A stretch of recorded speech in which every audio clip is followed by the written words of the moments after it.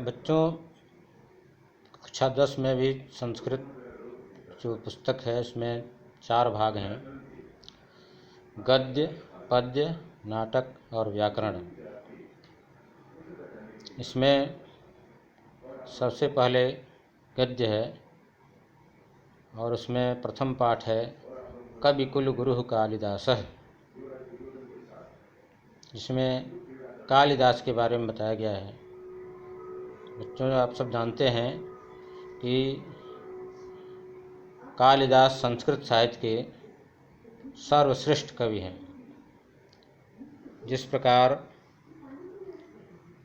हिंदी में तुलसीदास की गणना होती है, अंग्रेजी में शेक्सपियर की गणना होती है, उर्दू में गालिब की गणना होती है, उससे कहीं बढ़ करके संस्कृत में कालिदास का स्थान है।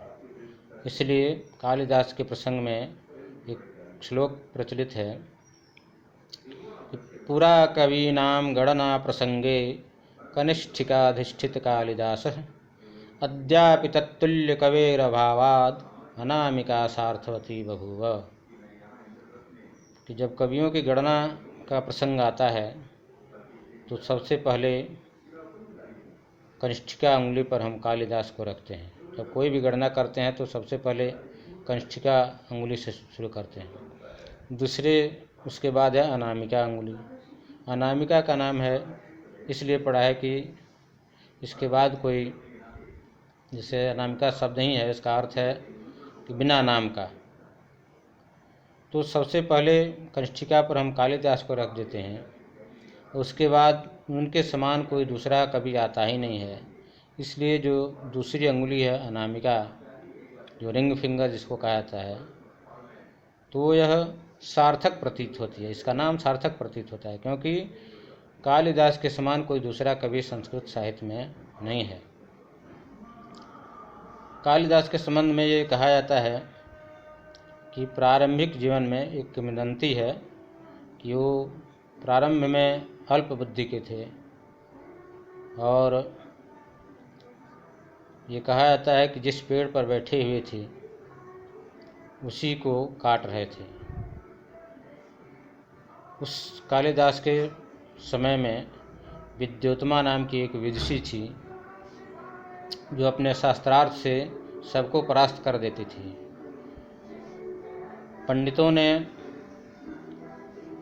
व्यूह रचना करके कालिदास से उनका शास्त्रार्थ कराया था और जिसमें कालिदास को ये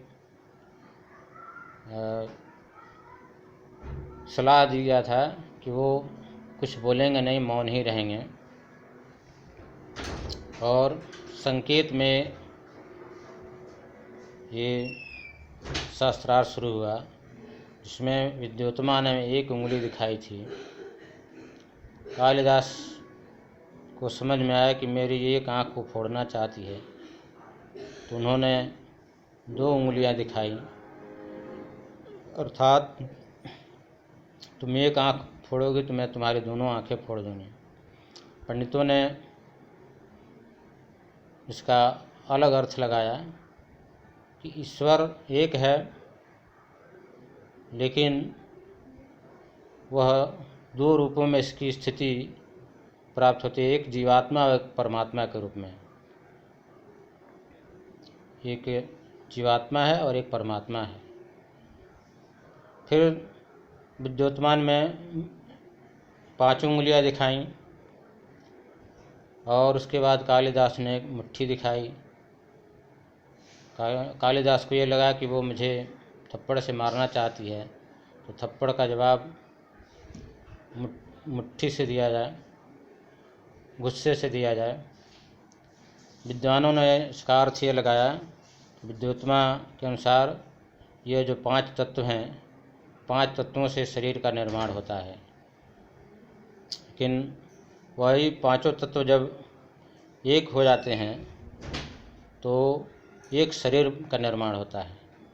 इस प्रकार परस्पर संकेत के माध्यम से शास्त्रार्थ करते हुए विद्वानों ने कालिदास को जिता दिया और उस शास्त्रार्थ के बाद कालिदास का विद्योत्तमा के साथ विवाह हो गया।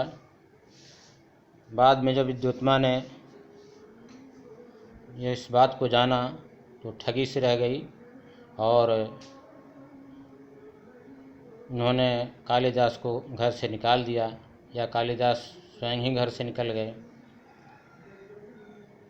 कालिदास का प्रारंभ में कुछ नाम और था, बाद में कालिदास नाम पड़ा था। उन्होंने काली की उपासना की, काली जी प्रकट होकर के और उनसे वरदान मांगने को कहा, तो कालिदास ने विद्या विद्या इस प्रकार उच्चारण किया था, जिससे काली ने विद्या का वरदान दिया। और धीरे धीरे कालिदास को ज्ञान हो गया, और जब लौट करके आए तो उन्होंने दरवाज़ा खटखटाया और बोला कि अनावृत्त कपाटम द्वारम देहि, मैं दरवाजे को खोलो और मुझे स्थान दो, जाने दो, अंदर जाने दो। विद्योत्तमा ने कहा अस्ति कश्चित वाग विशेषः, कि वाणी में कुछ विशेषता आ गई है। तो 3 शब्द उन्होंने बोला, अस्ति कश्चित वाग विशेषः। इन तीनों पर उन्होंने 3 काव्यों की रचना की। एक वस्ति से अस्ति उत्तरस्याम दिशि देवतात्मा हिमालयो नाम नगाधिराज पूर्वापरौ तोय निधि वगाह्य स्थितः पृथिव्या यो मानदंडः।